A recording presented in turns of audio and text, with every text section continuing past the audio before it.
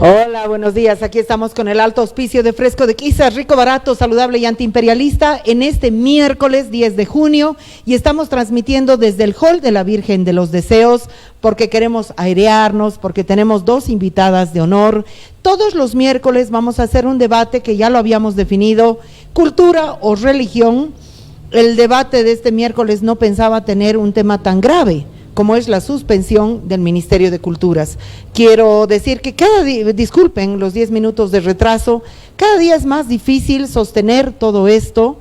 Estamos con más de 20 compañeras arrestadas en la FELCC sufriendo extorsión policial, abuso, violencia.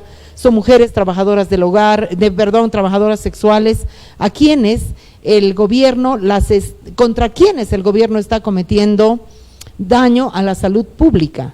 No han podido entrar al baño, no han podido dormir, no han podido comer nada desde ayer a las 11 de la mañana. ¿Cuál es el delito que han cometido? Son mujeres pobres. Bueno, estamos con Pamela Sotelo.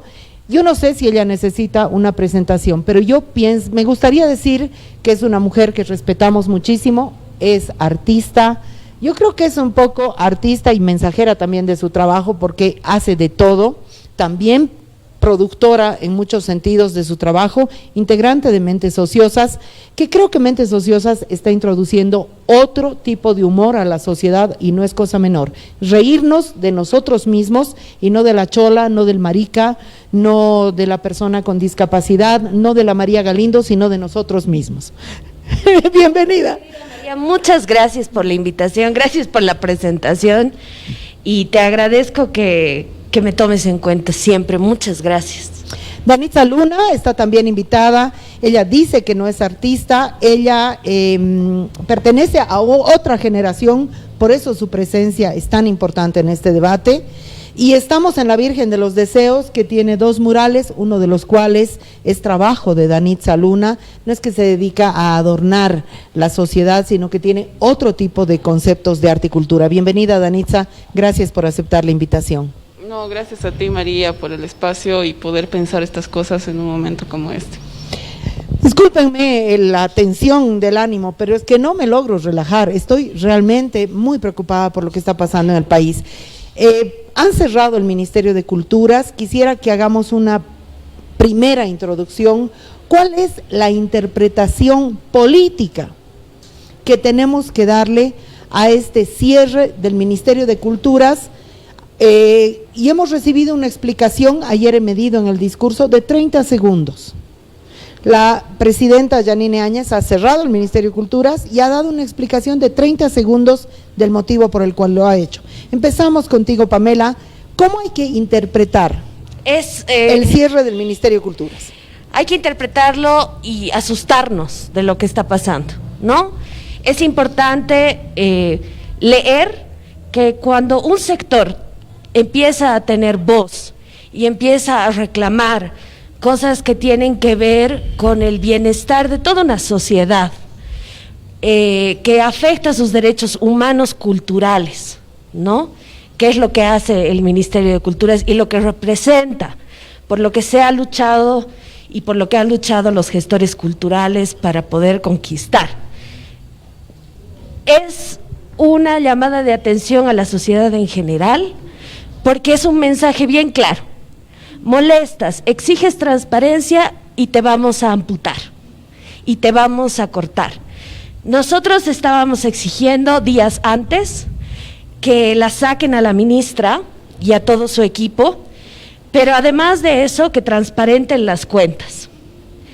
Entonces, han decidido que les incomodaba porque no querían otro caso de corrupción destapado, y han decidido callar a un sector que estaba pidiendo respuesta y que estaba pidiendo la clarificación de lo que ha pasado con las cuentas en el Ministerio de Culturas.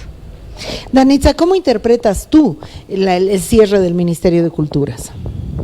Yo creo que aparte de la preocupación que expresa Pamela, el gobierno cada vez expresa más una incapacidad terrible de gestión, terrible. Y en ese sentido, para responder a eso prefieren mutilar, ¿no?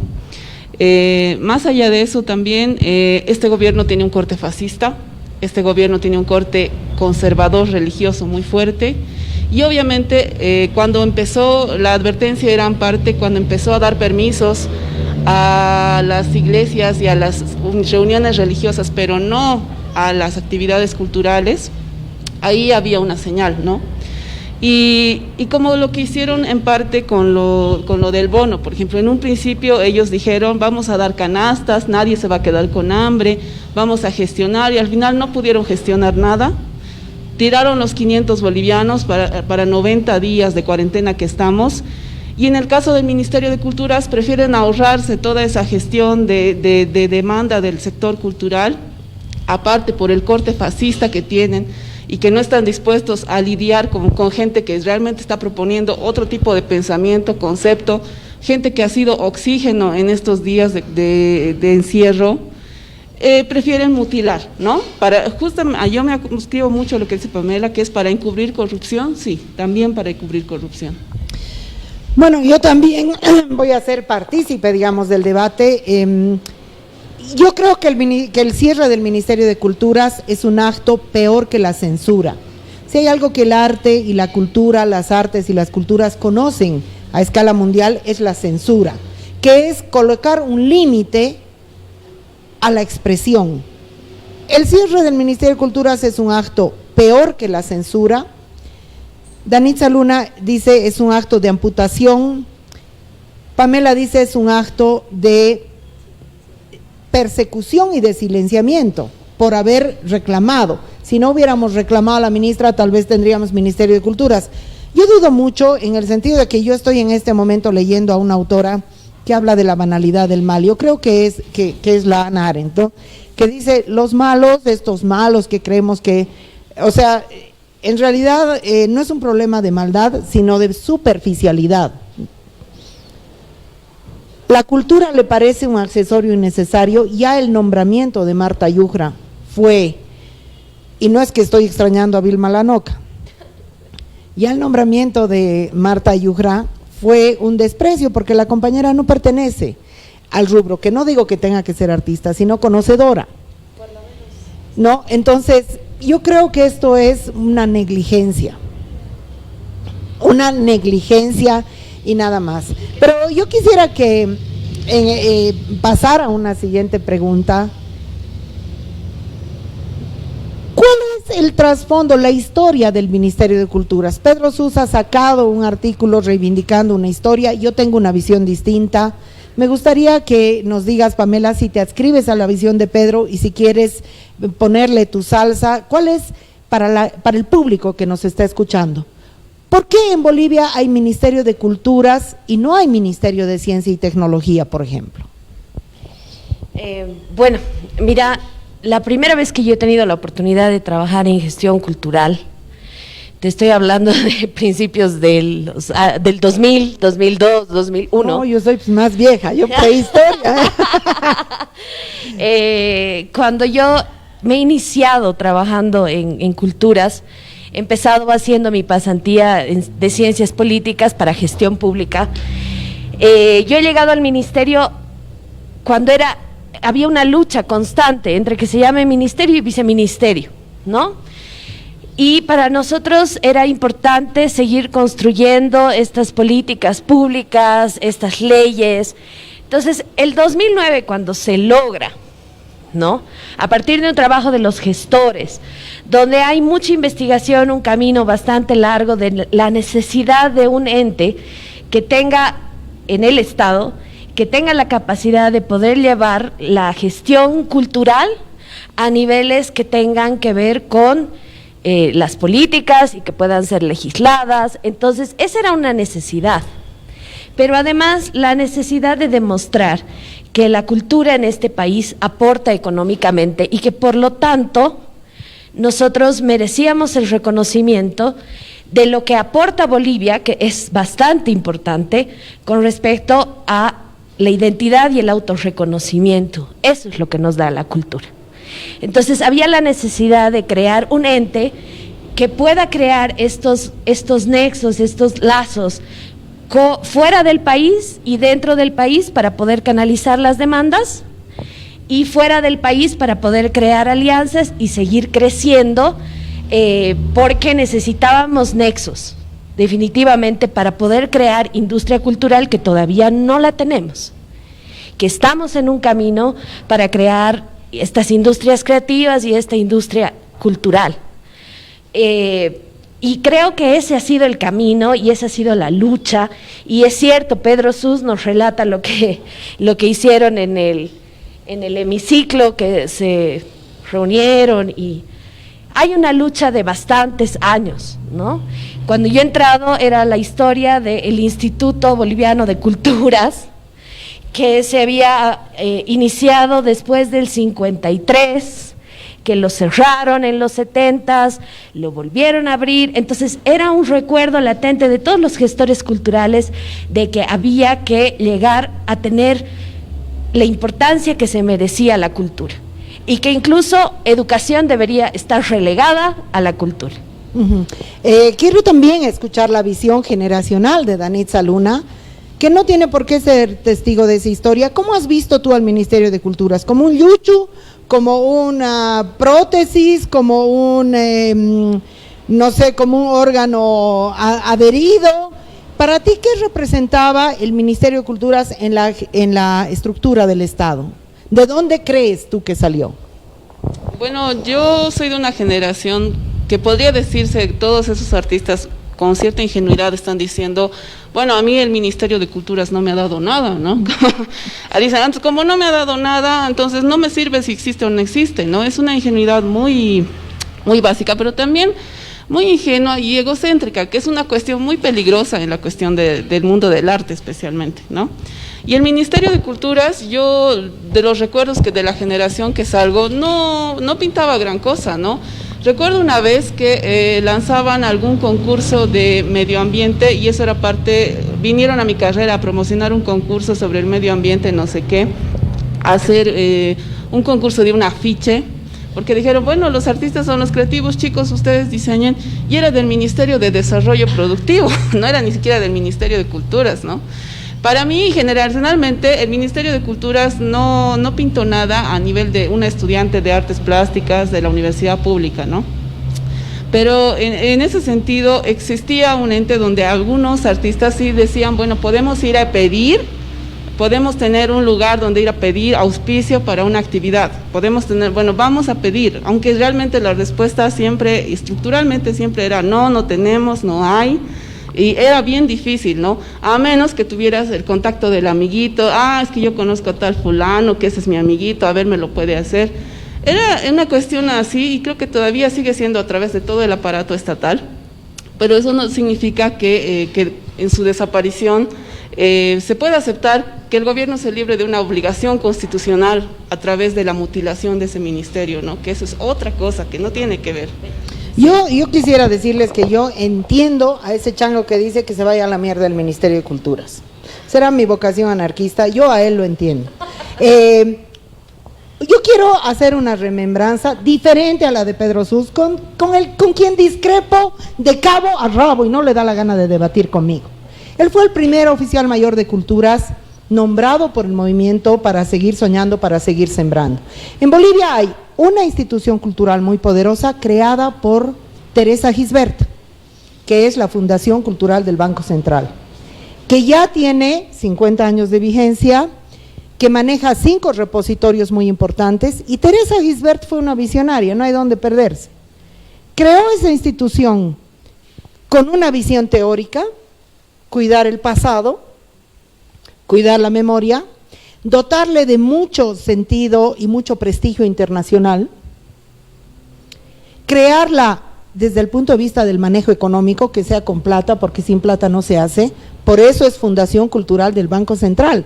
Es un presupuesto que sale del Banco Central directo y no pasa por otro aparato.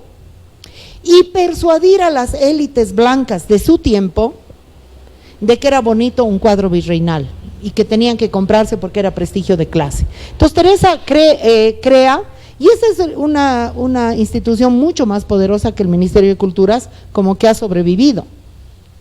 La presidenta no debe saber ni que existe para eliminarla, digamos, ¿no? tiene presupuesto propio. Y el Ministerio de Culturas lo crea el gobierno de Evo Morales, el primer ministro es el que fue el primer ministro es el que fue director del Museo Nacional de Arte, no sé qué se llama, es un artista plástico. Es un artista plástico que se cree el gran, y no me acuerdo tu nombre, compañero, es columnista de La Razón. No, Edgar, no, ahorita me voy a recordar. Bueno, él fue el primer ministro, después fue Pablo Grox, y ese ministerio caminó entre proselitismo, cultura y folclore. Y Pablo Grox creó el premio Eduardo Avaroa. Entonces,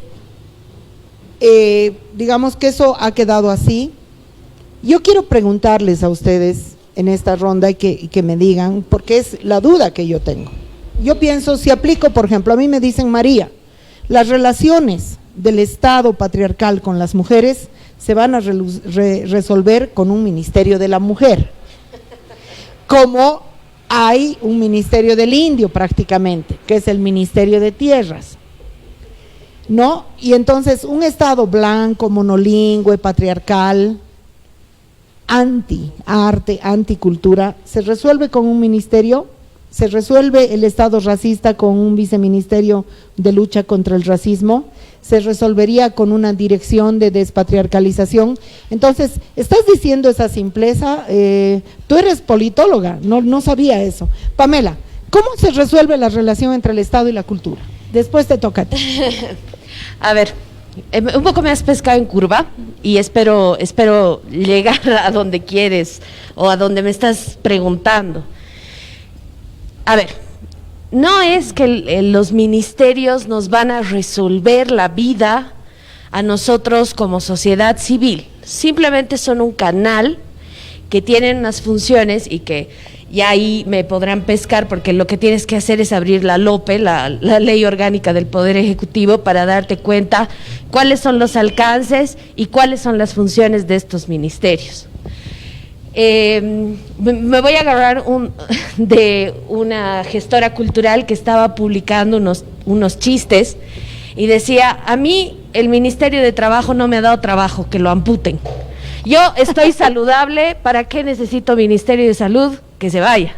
A mí el Ministerio de Hidrocarburos no me ha puesto gasolina y me voy. Y es una cadena súper larga de artistas y creadores que le han ido respondiendo. Abolimos el Estado, bien. Abolimos el Estado, a las anarquistas les encanta. El tema es que ahorita que nosotros vivimos sistémicos, digamos, ¿no es cierto? Necesitamos ciertos pares con el Estado para hacer un trabajo que hemos estado planificando en la gestión cultural. Una cosa es que yo te acuchille, María, y no vas a imputar al cuchillo, vas a imputar a la persona que ha hecho el uso de la herramienta. En este caso, el mal manejo de la herramienta que es el ministerio, le pertenece a las personas, a la falta de voluntad política eterna, a la mala ministra que hemos tenido, a la Marta Yucra, y a la Noca, que tampoco ha sido una luz, y que los otros también han sido demasiado funcionales al gobierno y que no han hecho la agenda que deberían, ¿no? Yo sé que la Eli Salgueiro ha estado publicando constantemente los logros que ha tenido en el 2011. Entre ellos patearme a mí en el matrimonio indígena en el Coliseo. Seguramente, pero así como han hecho estas cosas, nadie quiere atribuirse el Dakar, que también es una barbaridad y que ha sido manipulado el Ministerio de Culturas para decir que había un movimiento artístico cuando en realidad estaban pasando otras cosas, ¿no? Entonces no puedo decir que hayamos tenido personas brillantes ni personas que hayan seguido la agenda de los gestores culturales, porque si hay algo que hay que reconocer es que todas las cosas que se han hecho en gestión cultural se han debido a la fuerza de los gestores y no así de los políticos. Ha sido a tanta insistencia crear las mesas para la ley del cine, para la ley de interculturalidad, para la ley del artista, de los artistas, etcétera, etcétera, etcétera. ¿No? Entonces, no podemos decir que ha habido voluntad política, pero ese es un problema que nosotros necesitamos exigir y cambiar como sociedad civil para que haya la gente capacitada en un sector que requiere alta especialización. Y no podemos echar la culpa por una mala gestión al ministerio. A ver, Danitza, ¿resuelve la relación entre arte y culturas, Estado y relación con arte y culturas, la existencia de un ministerio? ¿Cómo lo ves tú? ¿Por qué te imputa, digamos, disculpen la palabra, por qué te molesta la simplicidad del chango que dice no me han dado nada, no tengo nada que reclamar? Bueno, yo lo veía más… Un poquito más cerca. Yo lo veo más como que la mutilación es una señal de algo. Yo no estoy insistiendo tanto que tiene que existir el ministerio porque sin el Estado no existe la cultura. Eso es falso, ¿no?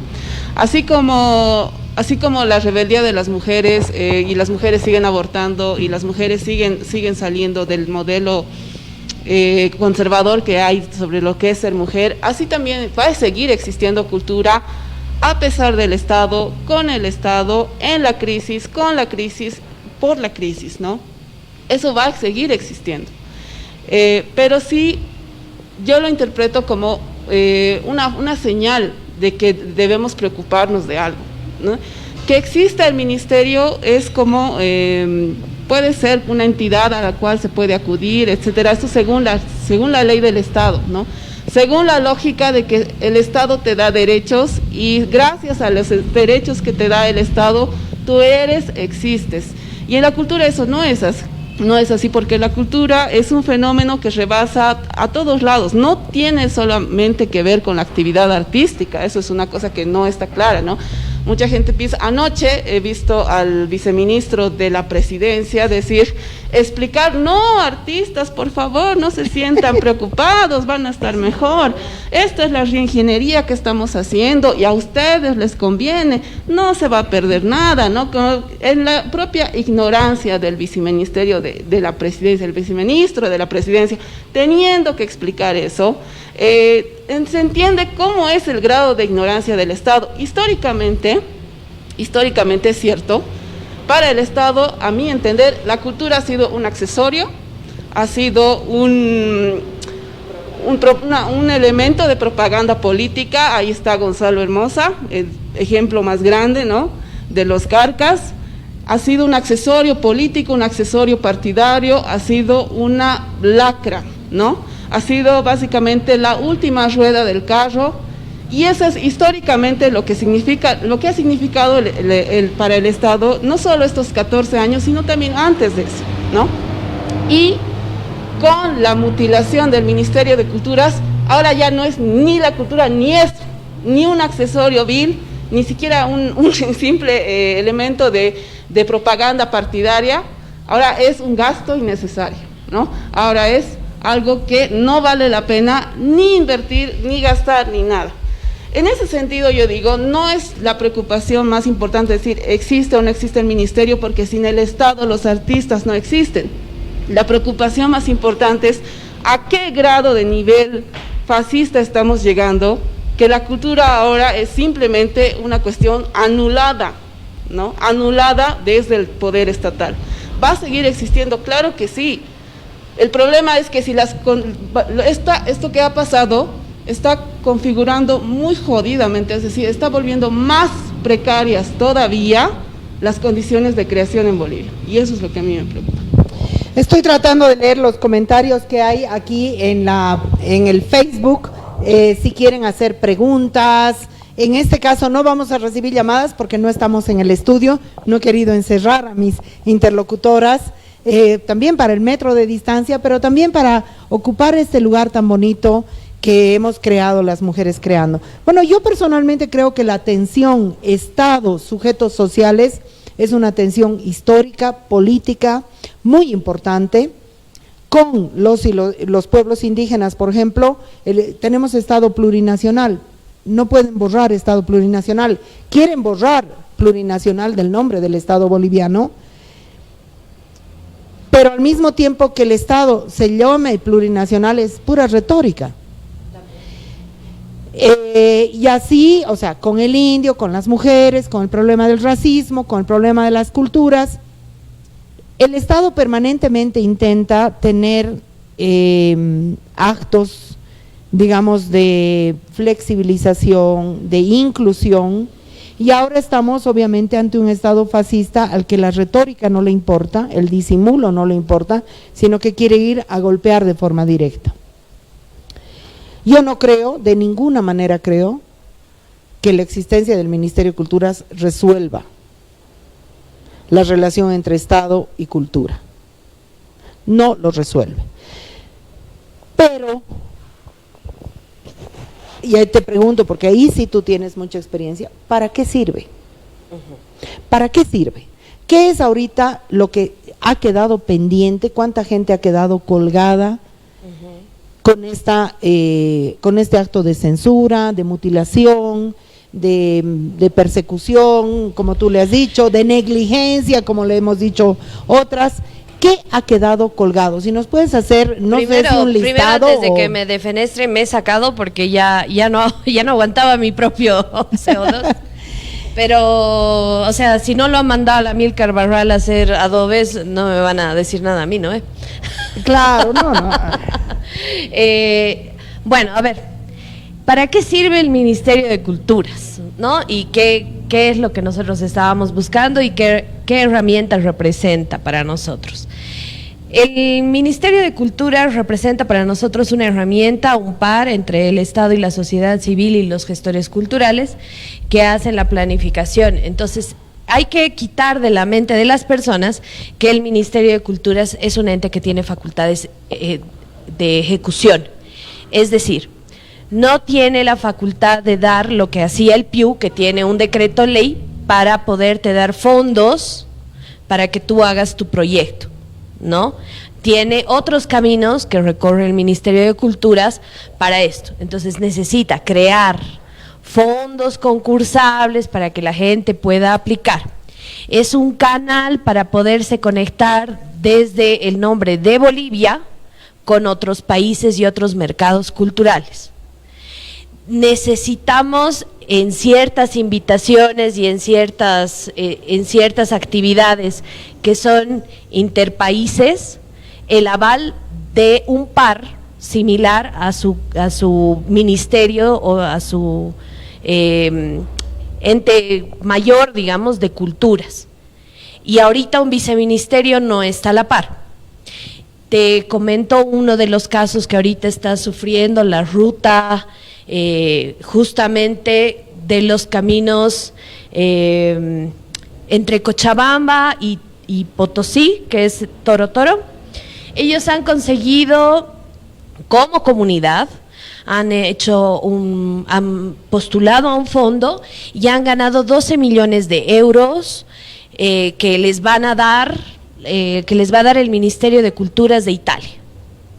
Ahorita, como no hay un par en Bolivia, Italia está a punto de retirar esa ayuda a las comunidades para poder ayudar a esta ruta turística, por ejemplo, ¿no? Ahorita nosotros podríamos ir a los mercados culturales a través de la Secretaría Municipal de Culturas de La Paz, que pertenece a este círculo de ciudades. Pero si yo quiero ir como Cochabamba, como Santa Cruz, como parte de Bolivia, no tengo acceso porque no tengo un par ministerial que me pueda brindar ese sitial. Todas las leyes que se han ido avanzando, la ley del cine, la ley de patrimonio, etcétera, esas leyes ahorita vuelven a foja cero porque si bien habría que volver a redactar, desde un viceministerio ya no pueden salir, ¿no? O sea, es un trabajo que se hace donde se cita que hay un ministerio y ahorita ha desaparecido esa figura. A nivel social y a nivel del trabajo del sector artístico-cultural, porque como bien decía Danitza, culturas no somos los artistas, entonces hay que salir de yo soy el hoyo del mundo y me merezco todo y a mí nadie me ha dado nada, ¿no ve? Entonces en esa lógica no podemos seguir trabajando. Pero sí hay un tema que lo han ido invisibilizando, que ha sido que ha sido lo que más ha molestado al sector. El sector ha ido presentando propuestas para la reactivación económica, pero no extendiendo la mano, sino presentando soluciones fácticas para que el Estado pueda acompañarlos a través del Ministerio de Culturas, ¿no? Y estas soluciones era, por ejemplo, decir, tenemos medidas de bioseguridad, por favor, cuando vuelva a salir un decreto sobre la cuarentena dinámica, inclúyanos entre los rubros que necesitan trabajar, ¿no? Y han ido invisibilizando nuestro trabajo y nuestros pedidos de pedir fondos concursables, de que se cancelen las deudas pendientes. Te estoy hablando de los fondos del PIU, que por una mala decisión estatal, de manejo estatal, ha vuelto a pasar al Ministerio de Culturas porque no puede ejecutar fondos. ¿Cómo le vas a pasar a alguien que no puede ejecutar fondos del Ministerio de Planificación? Para la gente que nos está escuchando, el PIU es un programa de intervenciones urbanas que dependía del Ministerio de Planeamiento, para que se ubiquen. O sea que ahorita es el Iván Arias el que tendría que estar pagando eso. Exacto, ya han tenido unas reuniones bastante ridículas donde, por ejemplo, han decidido anularla a la representante de ADCine. ¿Ya está anulada? No la han convocado a la reunión. ¿No? A la reunión que justamente habla de los fondos y quien esté interesada en saber cómo se van a desembolsar estos fondos que le deben a todo este sector audiovisual. Entonces la han anulado porque la tachan de masista, cuando en realidad ha sido una elección democrática, una terna, y los mismos actores… Yo le pondría comillas a tu democracia que ha llevado a la señora que no sabe ni qué es el cine boliviano. Pero por lo menos la han elegido de una terna. Unos cuantitos. Ya, pero la han elegido, mal que mal, ¿no ve? O sea, ahorita estamos viviendo un pensamiento tan básico y tan binario que la han elegido. Donde si no estás con el gobierno, o sea, si no eres pitita, eres masista y listo. O sea, no hay más en el universo. Cuestionadores, o somos de un lado o somos del otro, ¿no?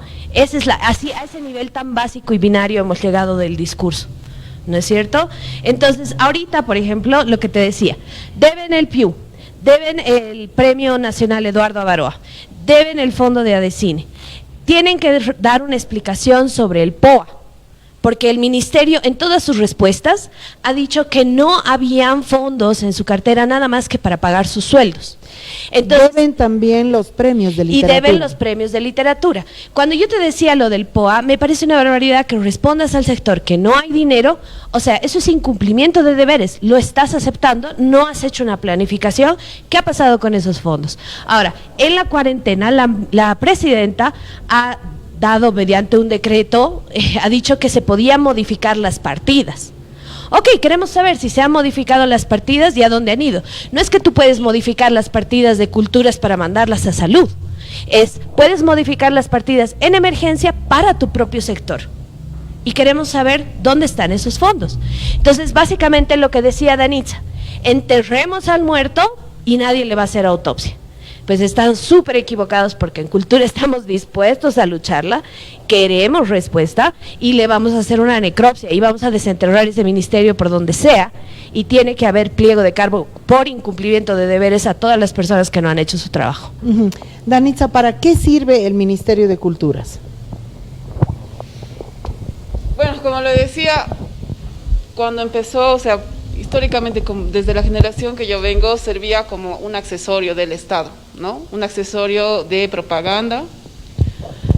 Recordemos también que el PIU se hizo en el último año electoral de Evo Morales.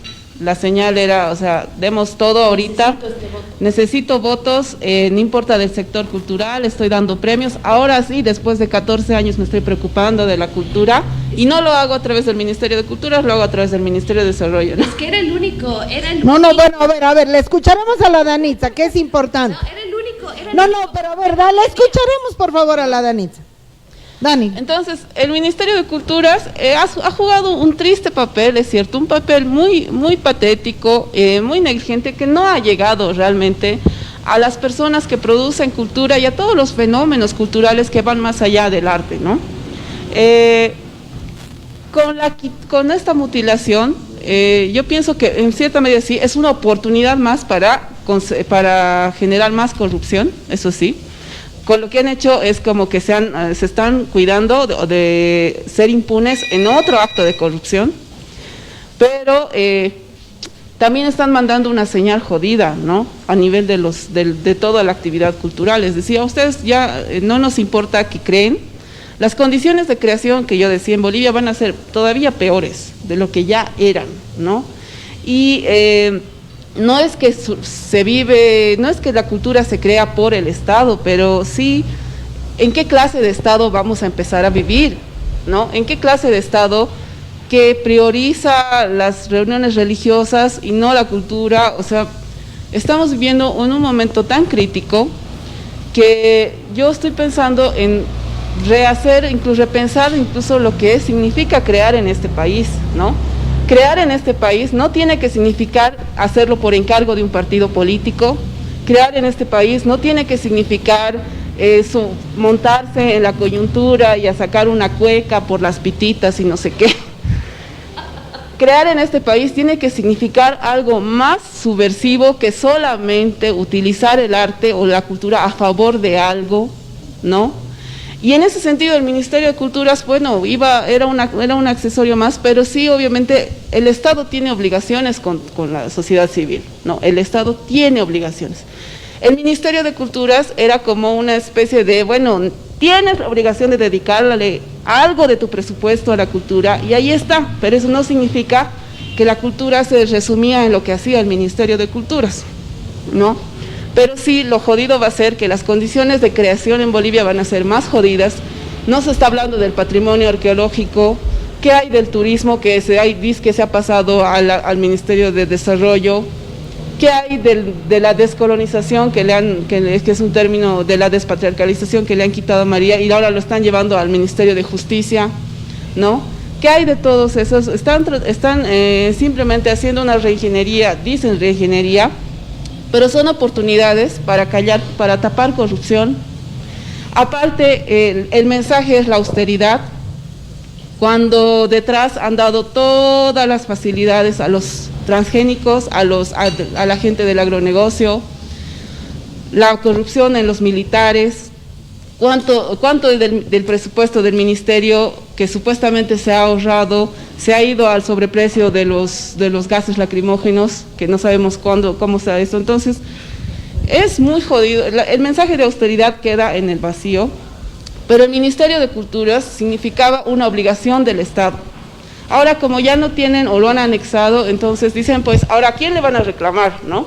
Como que ya está en el Ministerio de Educación, a manos de Víctor Hugo Cárdenas, que ni siquiera ha sabido resolver lo de las pensiones escolares, ¿no? Bueno, yo también quisiera meter mi charque, ¿no? ¿Para qué sirve el Ministerio de Culturas?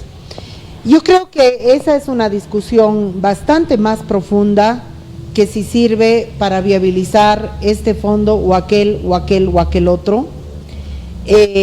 Personalmente creo que es una discusión que nos lleva a pensar cuál es la relación entre arte, culturas y política.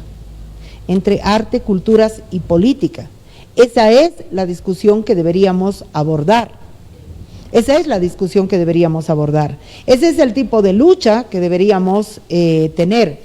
Yo lo que entiendo, y es un problema de prácticamente todas las gestiones estatales del arte y la cultura, es la construcción del discurso del Estado-Nación y que las culturas giren alrededor del discurso de la construcción de una especie de identidad Estado-Nación.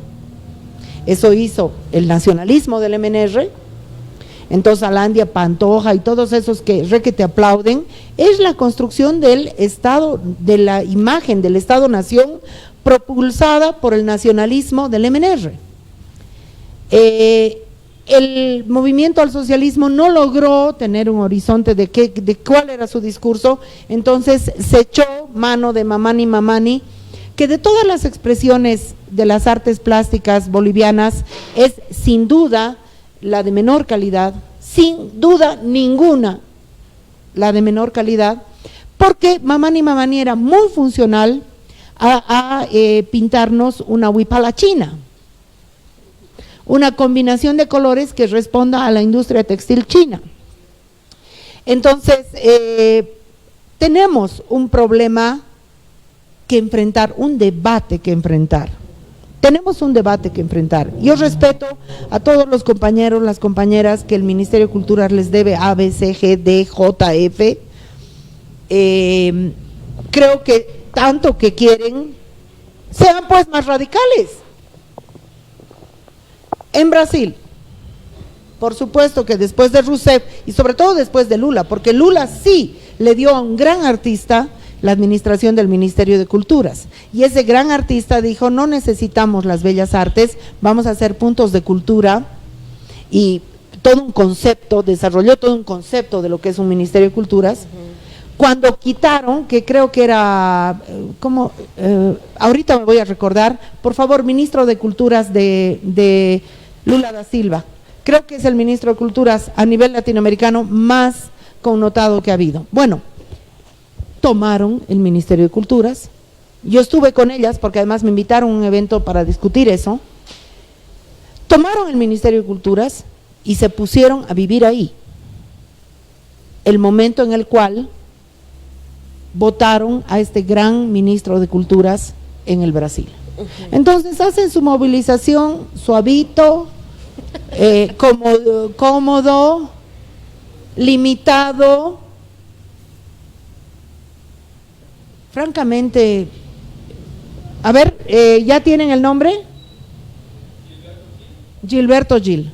Gilberto Gil es un gran compositor del nuevo movimiento musical brasilero de los años 50, 60, y Gilberto Gil entra como ministro de Culturas y genera un cambio conceptual, porque aquí el problema es conceptual. El problema no es si tengo PIU o no, porque era ¿qué se llamaba la ministra de Planeamiento? Era la buena gente, la guapa, que la Mariana Prado, que iba a regalar a sus amigos, y además los artistas aceptaron los círculos de simpatía del gobierno. Depende de qué artista. Yo he estado en la Bienal de Arte de Sao Paulo, con propuesta propia, sin Ministerio de Cultura al lado. Me han invitado a su oficina los curadores y me han mostrado 2 carpetas así, enviadas por el Ministerio de Culturas de Pablo Grox, para decir cómo va a ir esta loca. Aquí tenemos al mamani, al no sé qué, cuando todas unas cosas sin calidad. Haciendo persecución de una compañera y de un movimiento porque no entra dentro de sus parámetros. Y eso lo han hecho en cine, lo han hecho en artes plásticas, lo han hecho en teatro y lo han hecho en todo. Y a ti te consta. Sí, me consta, ¿no? Y nosotros hemos ganado un fondo del PIU y lo hemos tenido que devolver. ¿Por qué? Por varios motivos, pero entre esas era un compromiso que en la primera instancia nos tuvimos que devolverlo porque no estábamos de acuerdo con algo que hicieron, que nos pidieron nuestra opinión de por qué habíamos concursado al fondo, y nos hicieron una entrevista y me cortaron a mí, que yo era la productora, que yo era la persona que había presentado el proyecto, y pusieron a Miguel, que dio la respuesta, la segunda respuesta. Sí, muy felices, ¿no? Claro, y Kiro Russo aparecía en una propaganda. ¡Qué lindo! ¡Por fin! ¿No ve? Vamos a hacer cine. Sí, entonces, lo que yo decía es que nosotros no estábamos para hacer propaganda, y que era un trabajo que lo habíamos ganado porque lo habíamos puesto, y que ya era hora de que el Estado responda a las necesidades. Entonces me han cortado a mí, que había sido la que había puesto el proyecto, ¿no? Y es parte de la invisibilización del trabajo de las mujeres se lo organizan para los hombres, en la cultura, ¿no ve? Por eso todos los directores son hombres, las mujeres somos las productoras, las que se lo hacen, las que traen el catering, ¿no ve? Entonces, pero yo por eso somos las ideadoras. Soy enamorada de las mentes ociosas. ¿Por qué? Las mentes ociosas se salen de la funcionalidad del tipo de cultura que el Estado necesita y quiere. El Estado quiere que construyas el discurso del Estado-Nación. Y ustedes, o sea, no entran ahí, es que no es que se salen, sino que no entran, no les sirven. A mí, yo por ejemplo me río mucho cuando en las redes sociales me dicen, se les ha acabado la mamadera. Y yo digo, ¿qué cuál? Por favor, demostrame. No, pero más allá de eso, volviendo a la pregunta que hacías, ¿no ven? Estabas preguntando, ¿cómo tendríamos que cambiar? ¿Qué es la cosa de fondo que debatir, ¿no? Yo te diría que, por ejemplo, todos los artistas necesitamos, hablando del sector artístico-cultural, no te voy a hablar de los otros aspectos de la cultura, por favor no me malentiendan, porque me he estado peleando en el Facebook justamente con varias personas para que entiendan que cultura no son solo los artistas. Pero ahorita te puedo hablar justamente de esto de fondo, sobre el tema en el que yo trabajo, ¿no? Que somos los creadores y que somos los actores visibles, que somos los artistas. Y ahorita nosotros necesitamos hacer una deconstrucción de pensamiento muy fuerte, porque estamos haciendo lo funcional, es decir, para que me consuman le doy lo que quieren, y eso equivale a hacer propaganda, eso no es arte. Entonces, por eso todos estos conceptos así muy, y perdón que lo ponga en estas palabras, onane, ¿no ve? Yo mi arte, ¿no ve? Estoy orgásmico con yo mi cuadrito, yo mi musiquita, yo no necesito de nadie, ¿no ve? Cuando en realidad no estamos mirando que somos parte de una sociedad y que nuestro discurso justamente tiene que ser incomodador, tiene que lograr que la gente piense, sin necesariamente ir por el lado de yo artista les voy a enseñar a ustedes, pobre pueblo, porque no va por ahí, va con que yo tengo conciencia de mí y para qué sirve mi voz como artista, para qué sirve mi mano como artista, para qué sirve mi pensamiento. Y si nosotros no cultivamos la capacidad de indignación, si nosotros no cultivamos la capacidad de crítica, de cuestionamiento constante, no estamos haciendo arte, estamos haciendo propaganda. Yo quisiera preguntarle a Danitza Luna, porque además tu trayectoria como estudiante de la carrera de artes es prácticamente pasar por un salón de tortura, ¿no? ¿Cuán tóxico es en la carrera de artes la idea de la construcción del discurso Estado-Nación y del arte como identidad? Sí, hay una cuestión muy fuerte que dice que el arte construye la identidad nacional, ¿no? Que es una cosa jodida y que, bueno, desde donde yo estudiaba en las artes plásticas era cierto, Alandia Pantoja, Solón Romero, eran pues así los másters, digamos, de hombres, ¿no? Reforzando el nacionalismo y bueno, a ver si tú, bicho del arte, podías parecerte a ellos, ¿no? Y es jodido porque yo tengo la sensación de que en el arte hay una tradición muy fuerte de una figura que vienen a partir de los estudios feministas de mujeres en el arte, de la figura del artista genio solitario que crea todo contra toda la sociedad, ¿no? Que a pesar de todas las trancas sociales, su genio lo lleva a los más altos niveles para quedar en la historia, ¿no? Y esa idea es una idea colonial, que viene desde Miguel Ángel, Da Vinci y toda la Italia del Renacimiento, cuando los artistas antes de eso, según esa historia, pues no eran como los farmacéuticos, como los carpinteros, eran parte de otros gremios, ¿no? Y eran en realidad, viene de esa tradición de que el artista era contratado por la realeza, por la oligarquía de la realeza para crear sus cuadros, o la oligarquía religiosa. Toda la historia del arte es un estudio de obras anónimas que estaban en servicio de esas oligarquías, ¿no? Y hay que reconocer eso. Cuando el artista empieza a tener, y lo digo él porque es una historia de artistas hombres, que empieza a tener reconocimiento, nombre propio y ascenso social, es cuando se empieza a instalar esa figura del artista genio solitario, que el genio suyo pues puede lograrlo todo, ¿no? Y a mí me chocaba un poco esa idea de que muchos artistas dicen, no necesitamos el ministerio porque nuestro genio no nos va a llevar más allá de todo, ¿no? En ese sentido yo lo consideraba una idea ingenua, porque en primero, la cultura no son solo los artistas, y además el arte como sistema es todo una serie de fenómenos que se constituyen a través de una sociedad y de un contexto social. Entonces tú no puedes creer que tú lo que hagas va a ser más allá contra toda tu sociedad y los fenómenos que están pasando. Y además incluso en este país hay un sesgo de clase muy fuerte en lo que son los artistas y los que no son artistas, ¿no? Y muchos pensarán, cultura es lo que hace la clase media blanca para arriba y lo demás es folclore, ¿no? Folclore que es inferior. En ese sentido es jodido que con ese sesgo de clase, con esa ingenuidad del artista heroico que se sacrifica por su arte, con esas dos cuestiones, se piense que bueno, pues el Estado mejor que se libre de eso, a nosotros no nos importa, ¿no? Por eso yo pienso mucho que hacer arte en esta coyuntura especialmente te hace pensar ¿para qué estás haciendo pues arte, ¿no? O ¿para qué estás generando cultura? ¿Para qué? Para reforzar esa idea del Estado-Nación, como dice María, para reforzar esa idea de qué es pues Bolivia.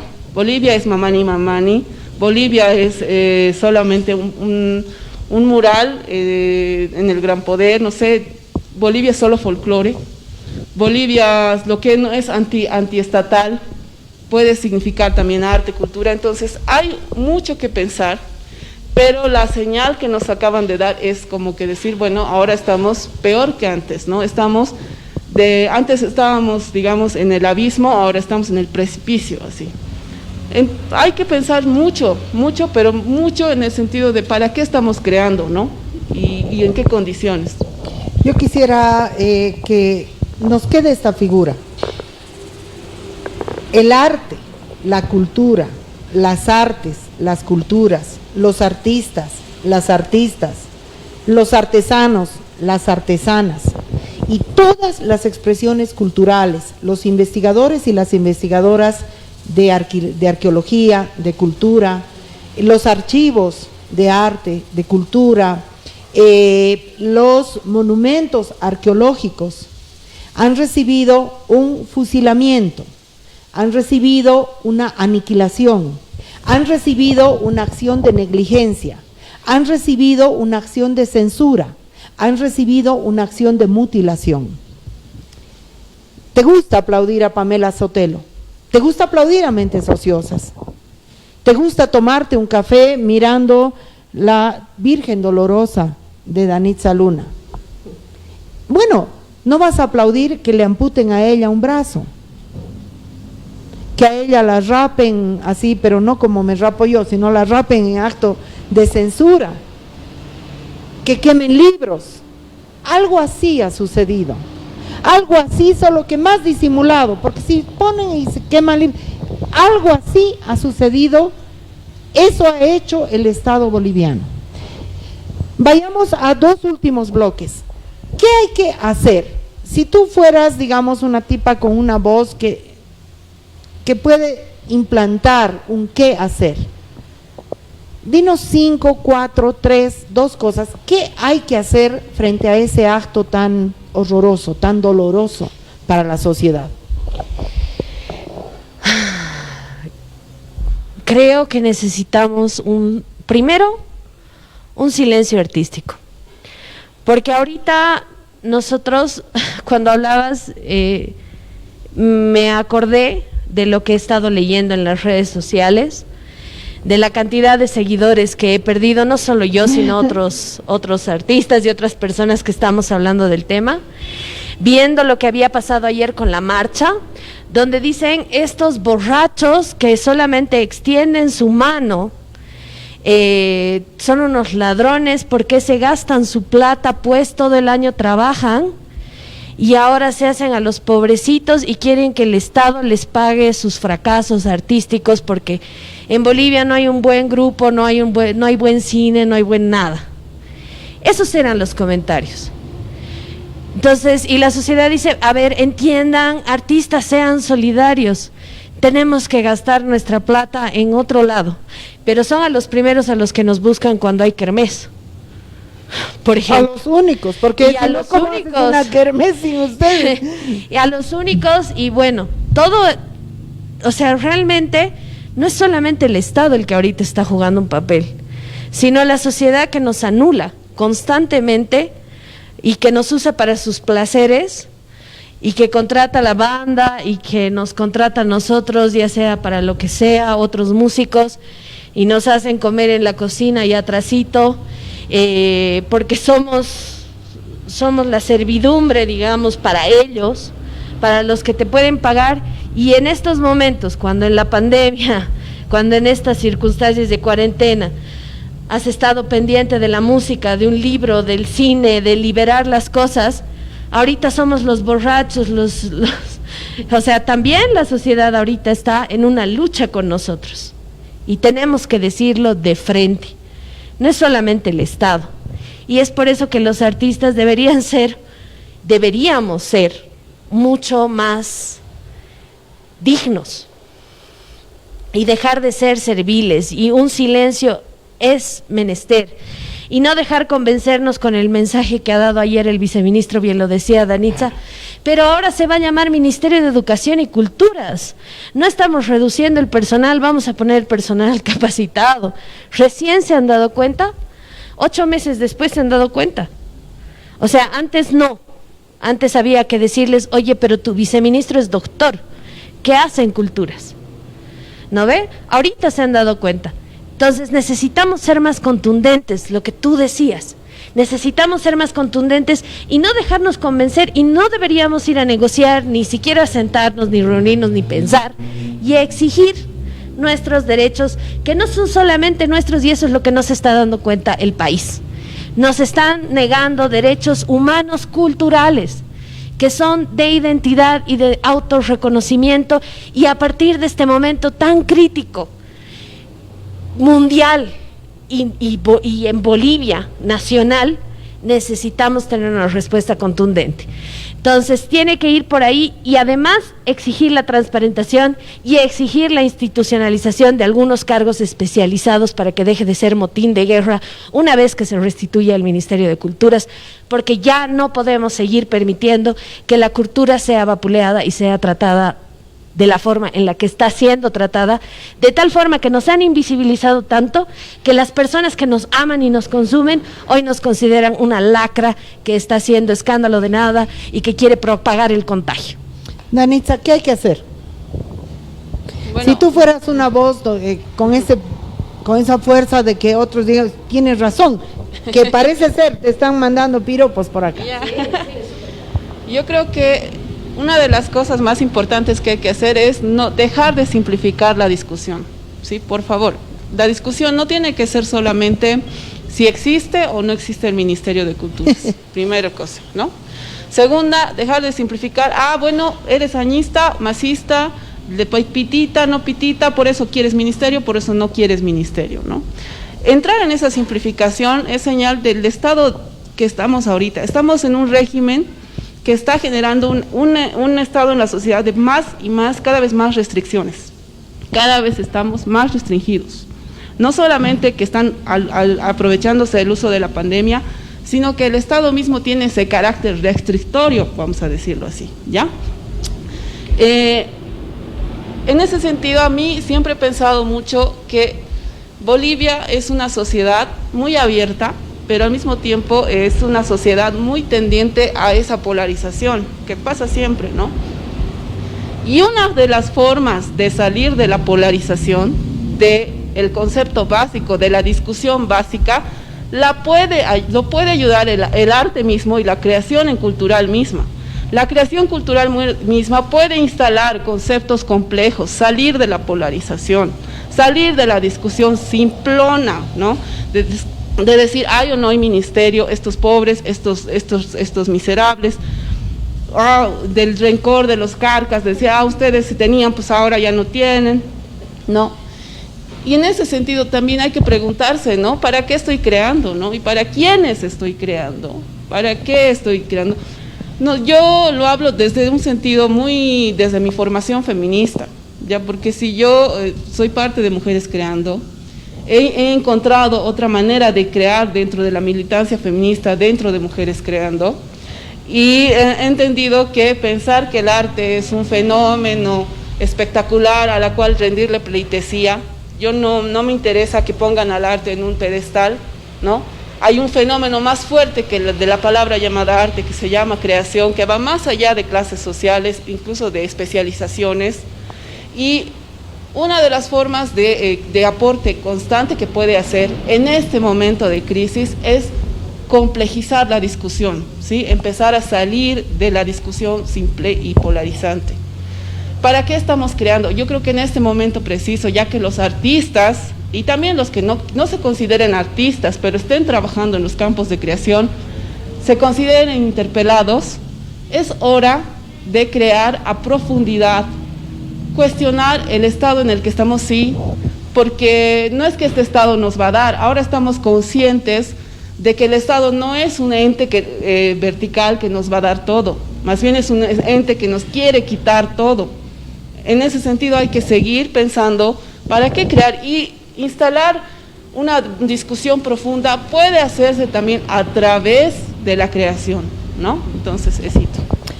Bueno, yo personalmente creo que, imagínense, si yo creería que la sociedad es lo que las redes sociales piensan, iría mañana al Puente de las Américas y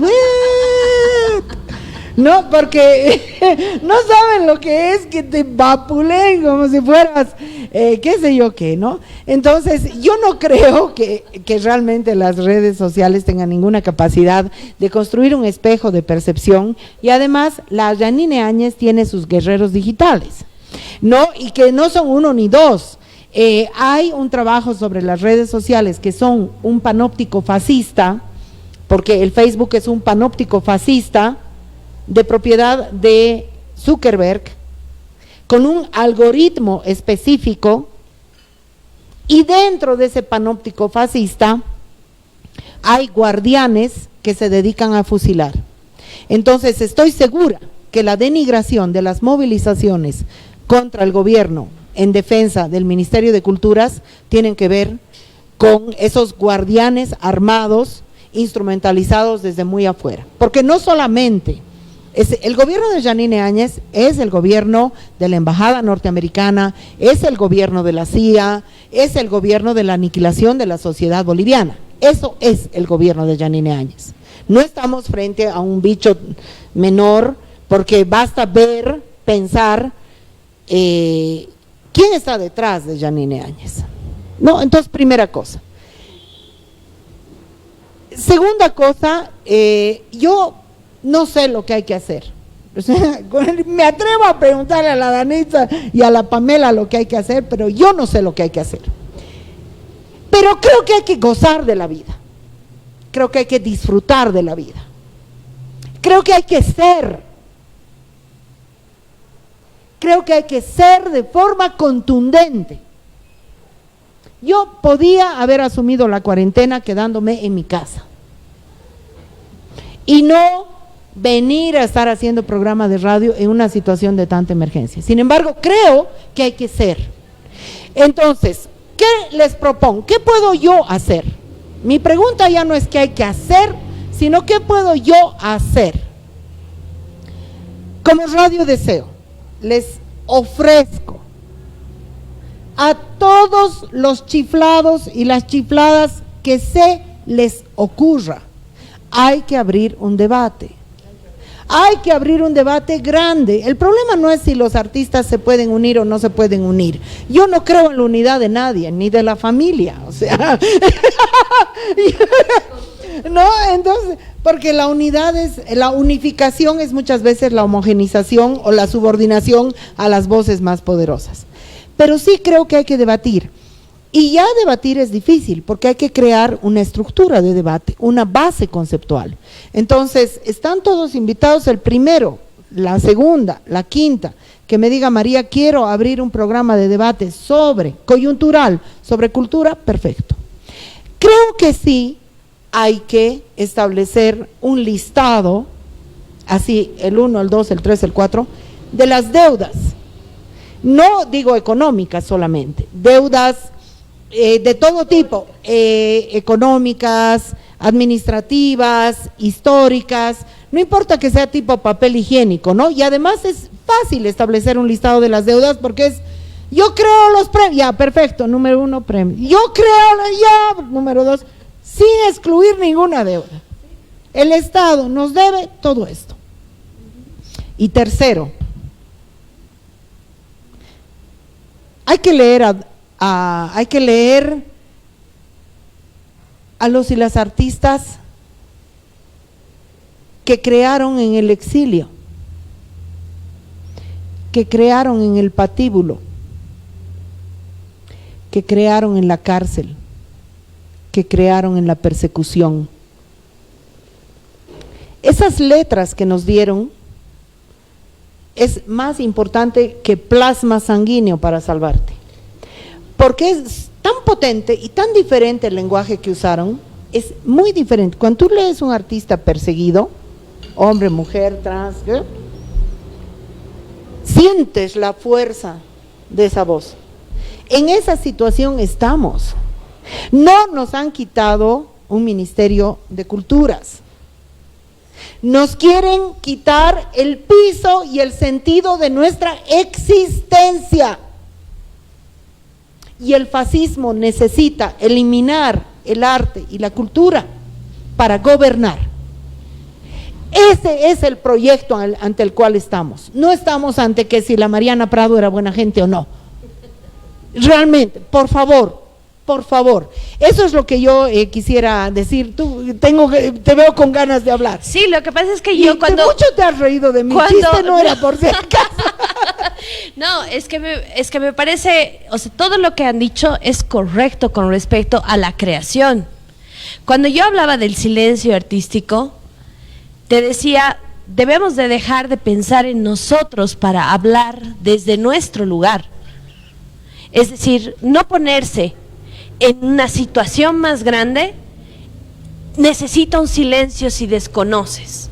No, yo respeto. Entonces, es que tienes toda la razón. Nosotros podemos seguir creando. Yo, en esta cuarentena, así como tú has decidido hacer el programa, yo he seguido creando.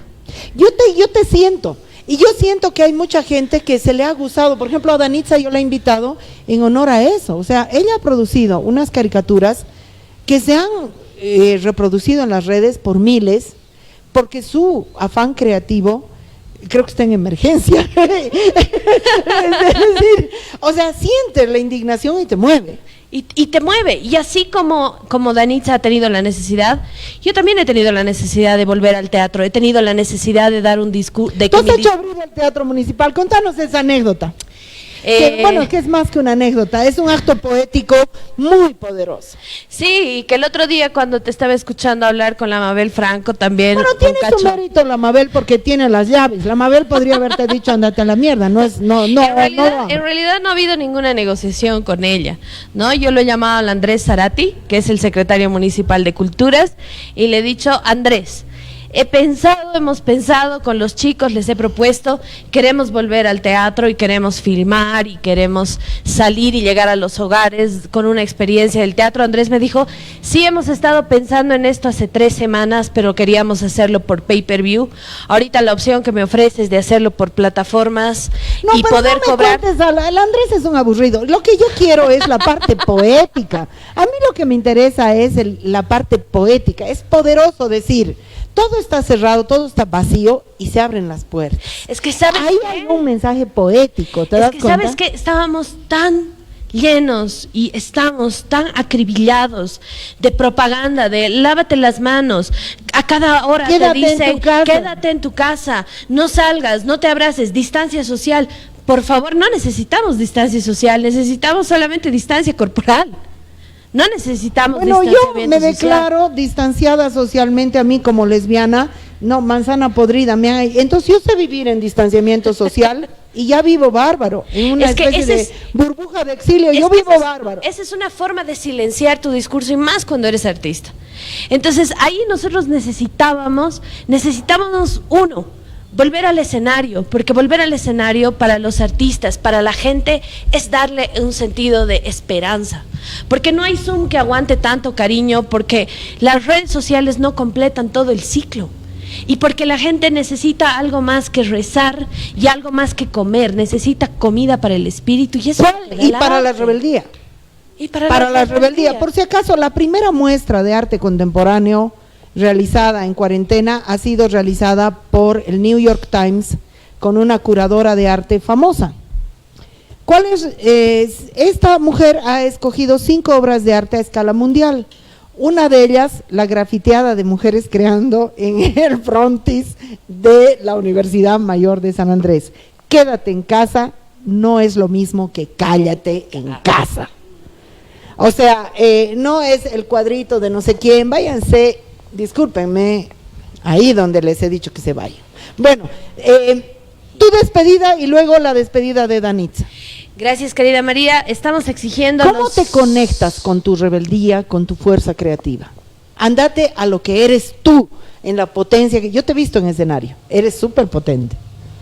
Bueno, me has agarrado en curva. ¿Cómo te conectas con lo que eres? Últimamente he estado investigando que me conecto desde la ira, desde lo que no se puede decir, de lo que nos han mandado a callar. Vengo de un sistema que te dice que estar callada te ves más bonita. En un sistema donde dicen que estás gorda no eres suficiente.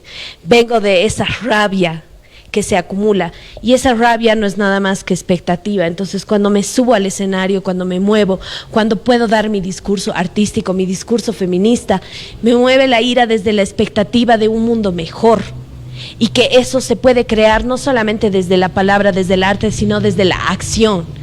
Y yo he recibido una amenaza hace 2 días, le estoy haciendo pública aquí, ¿no? De una llamada de un teléfono satelital, y también he recibido llamadas de apoyo del otro bando, ¿no? Y me he replanteado el día viernes, justamente porque tenía que entrar a otra entrevista, si era lo que tenía que hacer, donde me habían dicho, si quieres ser famosa te vamos a volver más famosa, y si tienes pruebas de la corrupción, vamos a encontrarnos con la ley. Y nosotros podemos más que tú. Esa ha sido la amenaza. Entonces, yo le he pensado y he dicho, este es el lugar donde quiero estar. Y sentía miedo. Y siento miedo siempre que me voy a subir al escenario. Antes de, y me pregunto, ¿cómo lo he hecho para venir aquí? ¿Cómo lo hago siempre que voy a decir algo poderoso o algo no tan poderoso y voy a lanzarme una huevada, digamos, pero que sea mía? Y digo, ¿lo vas a hacer o no lo vas a hacer? Y si lo vas a hacer, ¿para qué vas a tener miedo? Entonces, por eso, después de la amenaza del viernes, he seguido dando mis entrevistas, he decidido venir aquí hoy y estoy caminando libre por las calles porque no le debo a nadie nada y porque voy a seguir dando mi voz para este movimiento y para los que sean necesarios para que no nos quedemos sin voz. Nunca, porque esto es terrible. Esto es anular a las personas. Siento un precedente gravísimo hacia futuro de si nos incomodas te vamos a seguir callando y eso no lo voy a permitir y lo voy a hacer. Entonces mis ganas de hacer y mis ganas de vivir, que lo has dicho tú, sobrepasan el miedo. Eso es lo que me mueve. Qué lindo, qué lindas palabras. Eso de procesas tu miedo para subir al escenario. Yo me acuerdo tanto cómo se preparaba la Norma Merlo. Yo he estado tantas veces con ella antes de que se suba al escenario y es pues un momento impresionante del artista de teatro, del artista del teatro cuando te vas a subir al escenario. Tu despedida, Danitza, ¿cómo te conectas con lo que te mueve a ti? Porque la gente quiere saber cómo conectarse. Ustedes, los artistas, las artistas, les artistas, son quienes se conectan con algo diferente para convertirse en pájaro, para convertirse en otra cosa distinta, en perro, en murciélago. ¿Cómo te conectas? Micrófono. Bueno, siendo feminista, yo he descubierto que la rabia, como dice Pamela, y la rebeldía es un motor creativo muy potente, ¿no? La rabia, la rebeldía, la inconformidad, el empute de en parte, digamos, dedicarte a esto, ¿no? De crear, pero también de crear siendo mujer, que es también una cosa muy jodida, ¿no? No es lo mismo crear siendo un hombre que es crear siendo mujer en esta sociedad. Y en este sistema y ahora en este régimen va a ser más jodido todavía, ¿no? Para cuando yo hacía algunos gráficos, algunas caricaturas, era porque inmediatamente después de ver el noticiero, leer acá, leer allá, porque la indignación es tan grande que dices, carajo, ¿cómo voy a poder? O sea, me encantaría que este monodiscurso, ellos tienen los recursos, tienen la propaganda, tienen los medios, tienen todo a su favor, ¿no? Y nosotros solo tenemos nuestra potencia creativa y nuestra rebeldía. Pero con esos medios, y yo sé, las redes sociales son una mierda, pero también en otro sentido son una plataforma que pueden funcionar para lanzar ciertas cosas. Pero no solo las redes sociales, ¿no? Y pues la indignación mueve mucho, la rabia mueve mucho, la rebeldía mueve mucho. Y en este momento, en este régimen que estamos viviendo, yo creo que mueve más, ¿no? También es un motor de profundización, porque tú estás viendo cómo se están quemando de un lado a otro, cómo se está hundiendo el barco por culpa de dos bandos, y dices, yo no me puedo quedar aquí viendo este espectáculo, viendo hundirse todo, porque ese barco me va a arrastrar a mí también, porque estamos todos aquí, y no hacer nada, ¿no? No hacer nada desde lo que yo pueda hacer, ya sea crear una canción, una pintura, un gráfico, una poesía.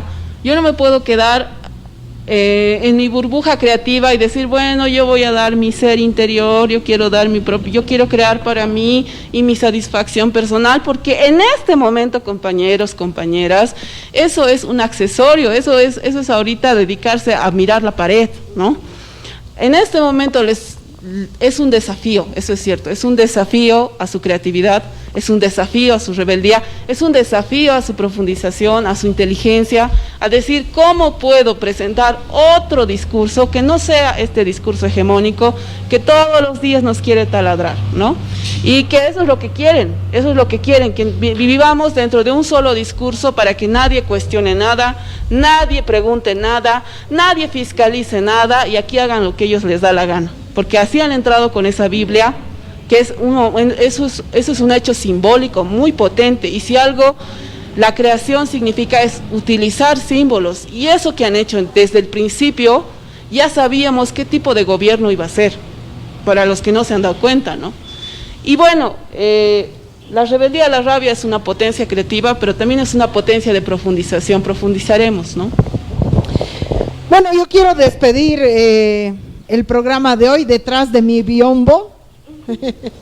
Detrás de este biombo de Radio Deseo, quiero invitarles a pensar, quiero invitarles a debatir, quiero invitarles a ser irreverentes y reírse, porque al poder lo que más le duele es la risa, la alegría, el humor. Por eso Mentes Ociosas ha estado hoy a través de Pamela Sotelo acá presente.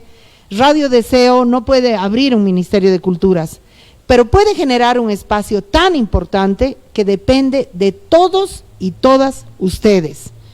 Nosotras no tenemos miedo, y cuando tenemos miedo, igualito que la Pamela, sabemos procesar ese miedo. Pueden venir con sus denuncias, pueden venir con sus propuestas. Creo que hay que radicalizar las movilizaciones. De eso estoy absolutamente convencida. Muchísimas gracias por haber estado del otro lado. Mañana, menos mal, es feriado. Yo soy una atea feliz, pero respeto todos los feriados religiosos porque necesito urgentemente un descanso. Pasen un lindo fin de semana y nos vemos el lunes a las 9 en punto de la mañana.